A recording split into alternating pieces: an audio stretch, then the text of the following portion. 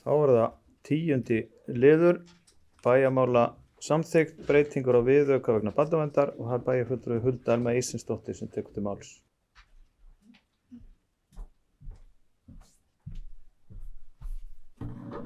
Forseti, ágætu bæjarfulltrúar, hér er komin á dagskrá seinni umræða og afgreiðsla á breytingum á bæjarmála samþykkt og viðaukum vegna breytinga á barnaverndarlögum nr. 80/2002.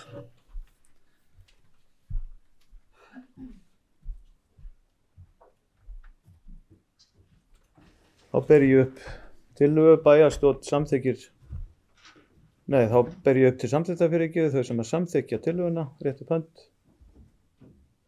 Bæjarstjórn samþykkir með 11 samhljóða atkvæðum framlega breytingu á samþykktum stjórn og fundarskap Akureyrarbæjar og breytingu á viðauka með samþykktinni.